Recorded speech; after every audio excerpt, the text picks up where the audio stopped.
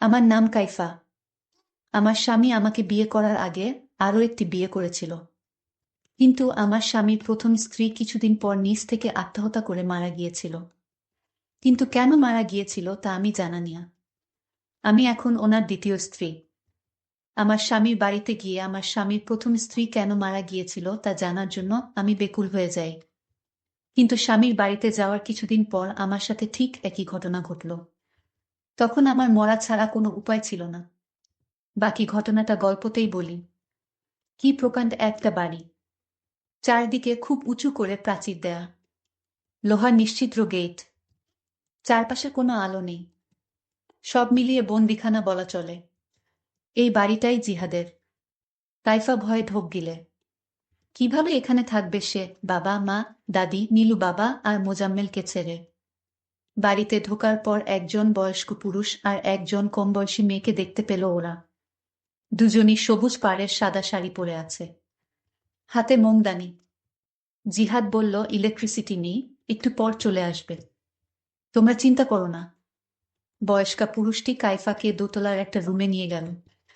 রুমটা সাজানো, চারপাশে মোমবাতি জ্বালিয়ে রাখা আছে। কাইফার সাথে নীলু আর মোজাম্মেলও ছিল। পুরুষটি বলল, আপনারা এখন গেস্ট রুমে যান, স্যার আসবে। নীলু জার্নি করতে পারে না, এতখানি জার্নি করে একদম নেতিয়ে পড়েছে সে। তাই কাইফাকে বিদায় জানিয়ে নীলু আর মোজাম্মেল চলে গেল। কাইফার খুব ভয় ভয় করতে লাগলো। চারপাশটা নীরব হওয়ায় গাছের পাতা নড়ার শব্দ কেমন ভয়ঙ্কর লাগছে। তবে সব ভয় ছাপিয়ে আরও একটা ভয় কাইফার মনে দানা বেঁধেই চলেছে। ওই লোকটা কি করবে না করবে, সে তো মানসিকভাবে একদমই প্রস্তুত নয়। এমন সময় জিহাদ রুমে এসে ঢুকল। দরজার ছিটকিনি লাগালো। কাইফা চমকে উঠল। উঁচু স্বরে বলল, আপনি দরজা আটকাচ্ছেন কেন? পরক্ষণেই ভয় কেটে গেল। এই মানুষটি তার স্বামী।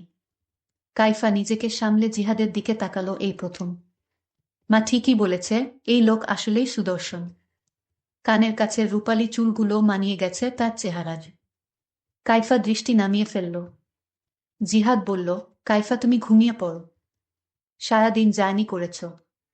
কাইফা অবাক হয়ে তাকিয়ে রইল। জিহাদ আরও কিছু বলতে যাচ্ছিল, হঠাৎ দেয়ালের দিকে তাকিয়ে চুপ করে গেল। কাইফা দেখল পলকেই জিহাদের চেহারা কেমন হিংস্র হয়ে উঠেছে। রাগে কাঁপছে সে।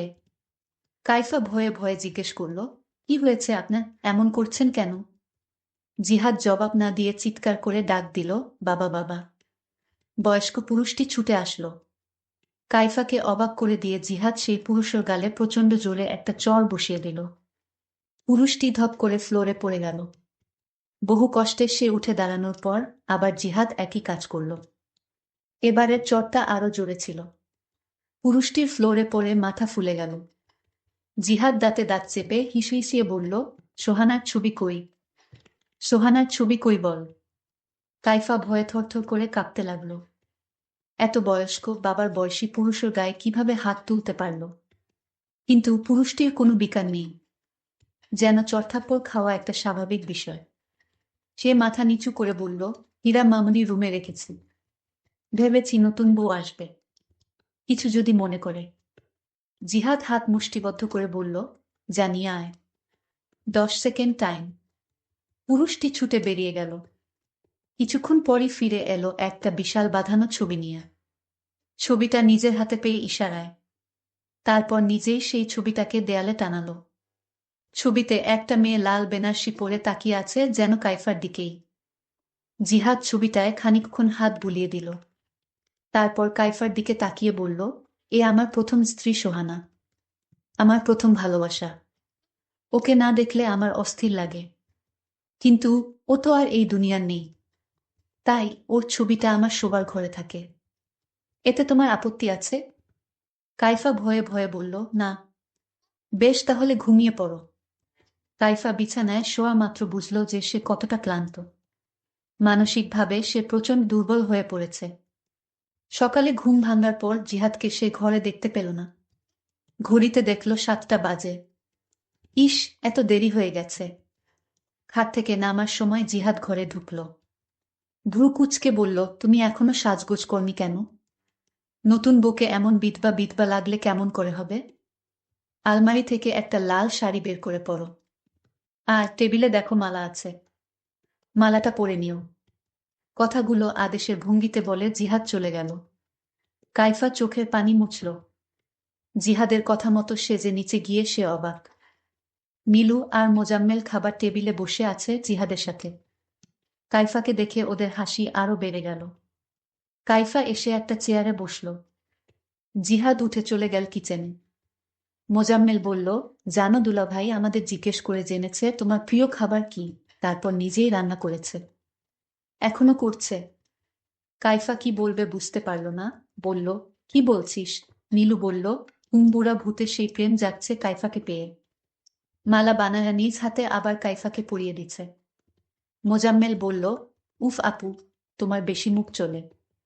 বুড়ো বুড়ো করো না তো, ছোটাপুর কষ্ট হবে। বলেই ওরা হাসতে লাগলো। বাবা থামিয়ে নীলু বলল, যতটা খারাপ প্রথমে ভেবেছিলাম উনি আসলে ততটা খারাপ না রে। কাইফা শুকনো মুখে তাকিয়ে রইল। লোকটাকে তো কাল রাতে খুব খারাপ মনে হয়েছিল। সে কি আসলে ভালো নাকি কাইফা কিছুই বুঝতে পারল না। কাইফা অনেকবার ভেবেছিল নীলুকে গত রাতের ঘটনা খুলে বলবে, কিন্তু তাকে তো একা পাওয়াই যাচ্ছিল না। সারাক্ষণ সে আর মোজাম্মেল জিহাদের সাথেই আড্ডা দিচ্ছিল। কি বাবা খুশি সবাই, কি দরকার আবার সবার মন নষ্ট করার।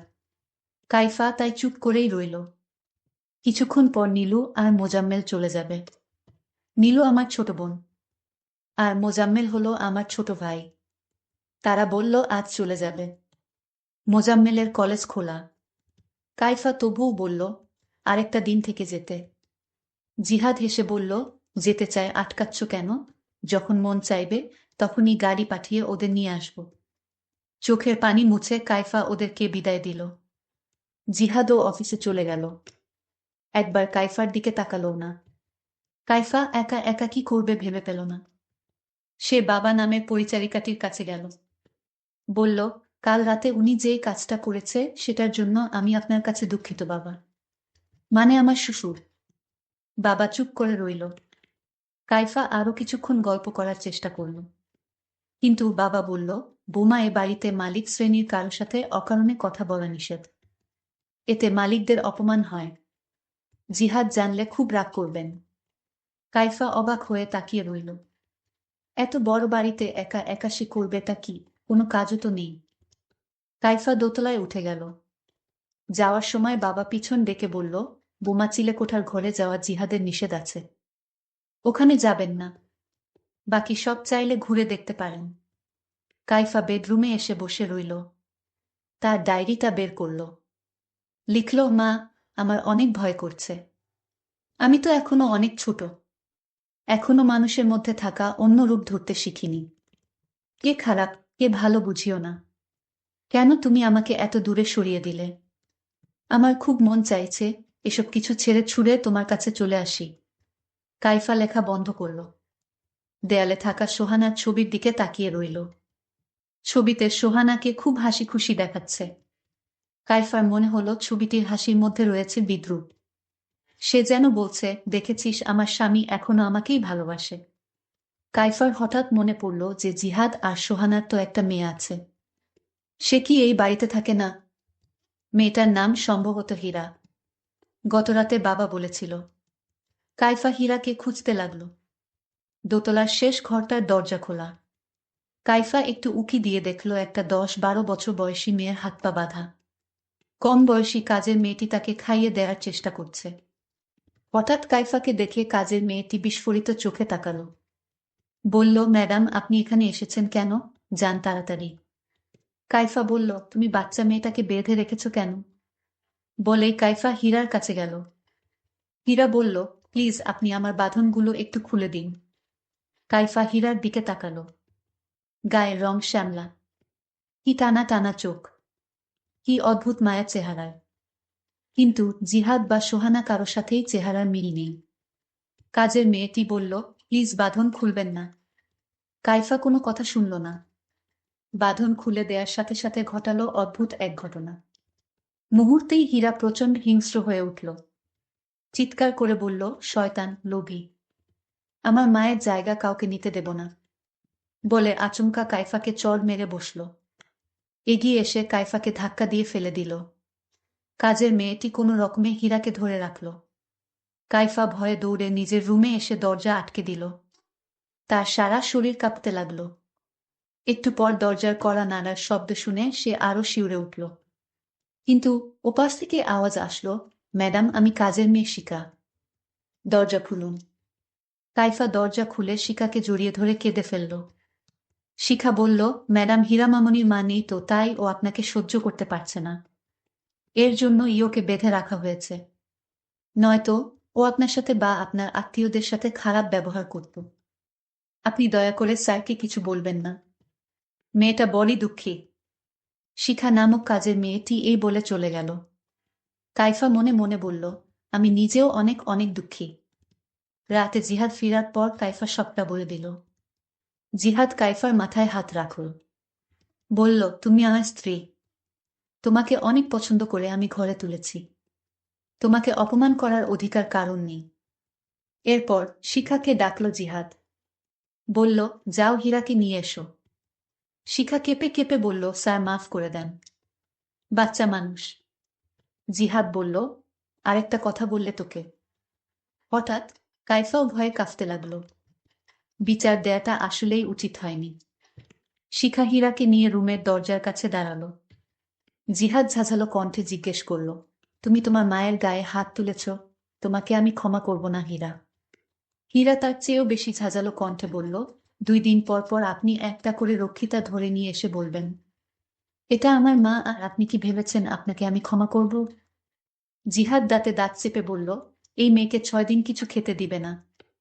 শিখা কেঁদে ফেলল, বলল, স্যার, ও এমনিতেই 2 দিন ধরে কিছু খাচ্ছে না, প্লিজ স্যার।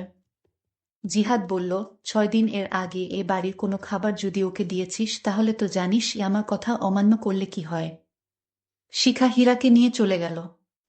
কাইফা কাঁদতে কাঁদতে বলল, বাচ্চা মেয়েটাকে মাফ করে দিন, আমার দোষ সব। জিহাদ কাইফাকে বলল, সতীনের মেয়ের জন্য এত মায়া দেখিও না।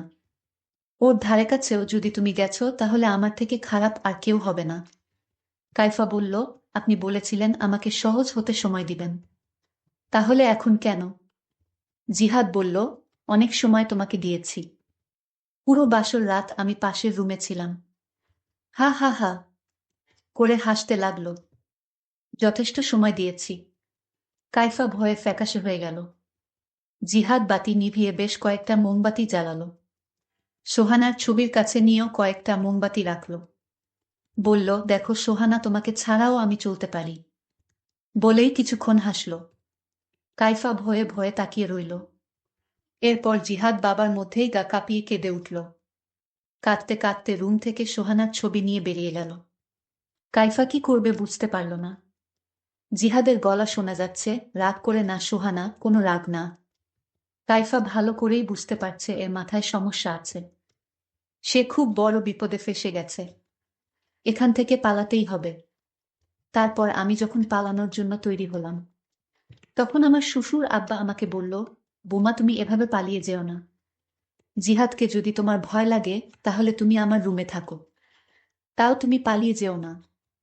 শ্বশুরেরও কথা আমি কিছুতেই ফেলতে পারিনি।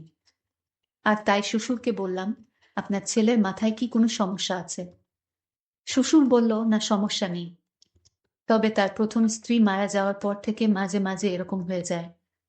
শ্বশুর অনয় বিনয় করে বলল, মা, তোমার যদি ভয় করে তাহলে তুমি আমার রুমে থাকো।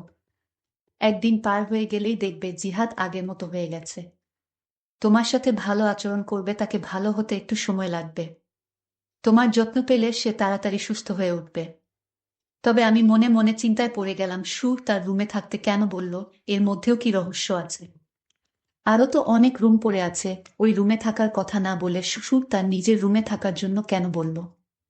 ঠিক আছে, দেখি কি হয়। আমি শ্বশুরের রুমে আমার স্বামীর ভয়ে শুয়ে পড়লাম। আমার শ্বশুর নিচে পাটি বিছিয়ে শুয়ে পড়ল, আর আমি কাঠে শুয়ে পড়লাম। কিন্তু আমার চোখে কিছুতেই ঘুম আসতেছিল না। আমি ঘুমানোর চেষ্টা করলাম। হঠাৎ স্বামীর ডাক শুনতে পেলাম। স্বামী আমার নাম ধরে ডাকতে লাগলো, কাইফা, এই কাইফা, তুমি কোথায়? শুনছো না তোমায় আমি ডাকছি? কাইফা তার স্বামীর কথাগুলো শুনতে পেল। কিন্তু কোনো উত্তর দিল না। তারপর আমার স্বামী নিশ্চুপ হয়ে ঘুমিয়ে গেছে মনে হয়।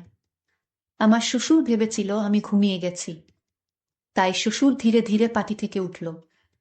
আমি লক্ষ্য করছিলাম সুর আব্বা কি করে। তখন শ্বশুর আব্বা দেখলাম আমাকে একটা ডাক দিল, বুমা। যখন আমার কোনো সাড়া পেল না, আবার ডাক দিল। যখন কোনো সাড়া পেল না, তখন চুকেশ থেকে একটা সাদা রুমাল বের করল, আর সেই রুমালে কি যেন মিশ্রিত করল। তারপর আমার মুখের উপর ছুঁড়ে মারল। আমি তখন সাথে সাথে জ্ঞান হারিয়ে ফেলি। তারপর সকাল হলো, আমার যখন জ্ঞান ফিরল, আমি বুঝতে পারছি আমার সাথে কি হয়েছিল। আমার কাছে ব্যাপারটা অদ্ভুত মনে হলো। কেন আমার সাথে এমনটা হলো? আমি কি দোষ করেছি এই পরিবারে? আমি তো একটা গরিব ঘরের মেয়ে, কেন আমাকে সুর এবং আমার স্বামী আমার সাথে এরকম আচরণ করবে? আমি কি দোষ করেছি? আল্লাহর কাছে বারবার ভিক্ষা চাইছিলাম, আল্লাহ, এ পরিবার থেকে আমাকে বাঁচাও। আমি যখন রুম থেকে বের হচ্ছিলাম, তখন কাজের মেয়েটি আমাকে বলল, ম্যাডাম, আপনি কই ছিলেন? আপনার স্বামী আপনাকে খুঁজছিল। আমি কাজের মেয়েটির সাথে আজ ঘটে যাওয়া ঘটনাটা শেয়ার করলাম।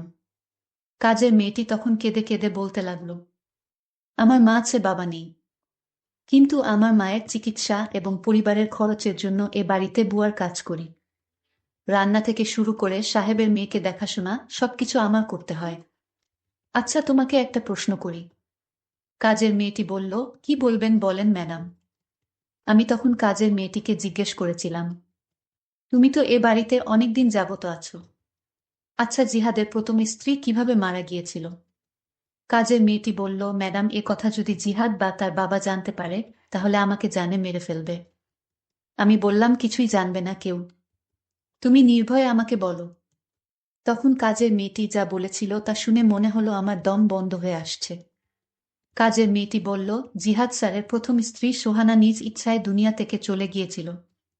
আমি তাকে প্রশ্ন করলাম, কেন, তার সাথে এমন কি হয়েছিল যে সোহানা নিজ ইচ্ছায় ওপারে চলে গেল? কাজের মেয়েটি বলল, সব কারণ জিহাদের বাবা মানে সোহানার শ্বশুর। সোহানার শ্বশুর সোহানার সাথে অদ্ভুত আচরণ করত। একদিন সোহানার সাথে এমন ঘটনা ঘটিয়েছিল যেটা কোনো বুমার পক্ষে মেনে নেওয়া সম্ভব ছিল না। তাই সোহানার পক্ষেও মেনে নেওয়া সম্ভব হয়নি। সোহানা ম্যাডামকে জিহাদ স্যার খুব ভালোবাসত, আজ সোহানাকে হারিয়ে জিহাদ স্যার পাগলের মতো হয়ে গিয়েছে। আর প্রথম যেদিন আপনি এ বাড়িতে এসেছিলেন, তখন তো আপনি নিজ চোখে দেখতে পেয়েছিলেন জিহাদ তার বাবাকে জোরে জোরে চড় মেরেছিল। জিহাদের বাবা চোরের আঘাত সইতে না পেরে মাটিতে পড়ে গিয়েছিল। এটা তো আপনি নিজ চোখে দেখেছিলেন ম্যাডাম।